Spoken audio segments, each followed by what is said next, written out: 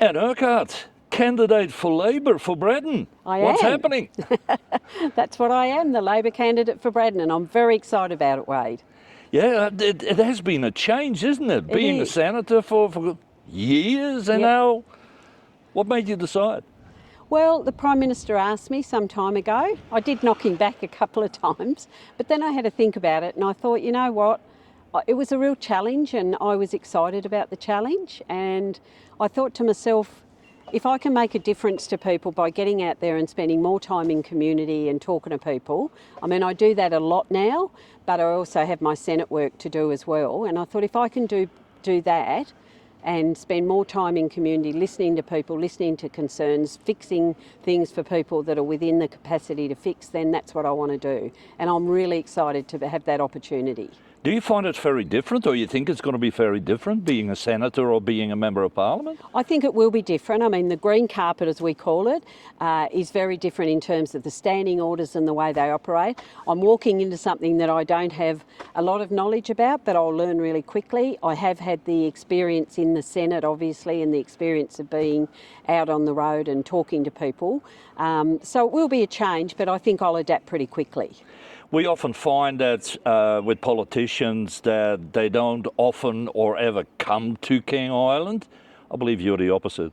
I love King Island and I love my entire community.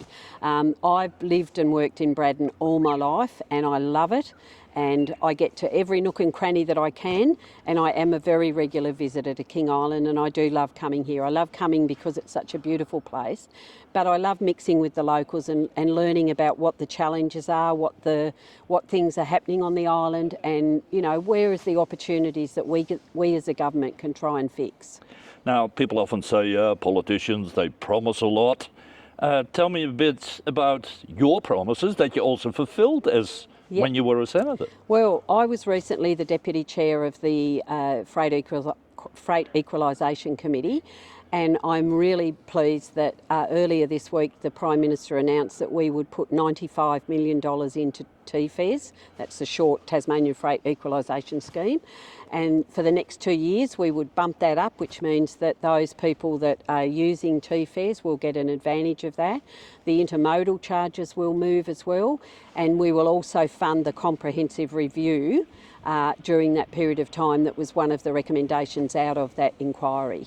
There's other things that we've funded, the hub that's happening and will soon be open. I've been up this morning to have a little bit of a look at that, the study hub. I think that's an amazing building. It's going to be a great opportunity for both locals but also for visitors. Now, talk about the Freight Equalisation Scheme. For those who don't know, what is actually the Freight Equalisation Scheme? Yes. How would you say it in just a few lines? Well, it's really the sea highway. We have a highway.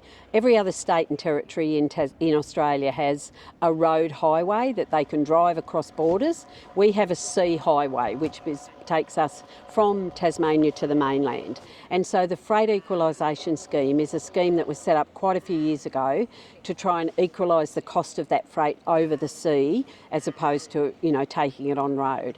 As we heard through the inquiry, it's an outdated scheme. It hasn't been looked at for a long period of time. And as I said earlier, we are putting $95 million into that scheme over the next 2 years to provide opportunities to ensure that people who use the scheme, so businesses and whatever, will get some extra benefits than what they actually get now while that comprehensive review is being undertaken. Say we see another term of the Albanese government and you get into government too. What do you think for the Labor government for the next 4 years? What will be one of the biggest challenges, you'd say? Well, I think there's always challenges, but I think one of the things that we've done during this term of government, but also during the recent announcements that we've made coming up to this election, is around the health, particularly health opportunities for people. We've introduced lower medicine costs, we've introduced the 60-day dispensing, we've introduced incentives for doctors to bulk bill, we've introduced opportunities for people to have a lot more opportunities with health, and I think that is a really key thing, and I think we've got to start to put in money where it counts into health and that, so that we can look after people. Also, there are other things that we've looked at with cost of living at the moment, where we've looked at providing opportunities for people to get power prices, help with their power prices. So we've got a further $150 that we announced in last week's budget. That'll go off people's power bills in 2 payments of $75, and that comes directly off the power bill. So a lot of those cost of living incentives that we've provided, and we will just keep that watching brief, but it's health really. And the sort of things that we talk about with health are not only help with medicines and help with get doctors and a whole range of things, but training doctors and getting incentives to get doctors into training, but also looking at health aspects of what people can do for themselves to make themselves healthier. Do you think that the American president might throw a lot of spanners in the wheel for the foreseeable future? Or?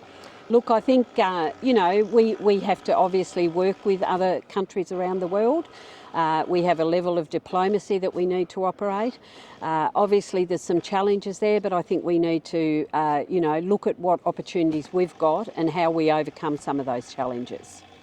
Final question, and the obvious question: why should King Islanders vote Labor 1 Anne Urquhart for Braddon? Well, I think that's a decision that voters will make, but what I would ask voters to do is look at the record that I've had, that I've come here, I've listened to people, I have visited often, I've made myself accessible to people, and I will continue to do that. I get out in the community as much as I can.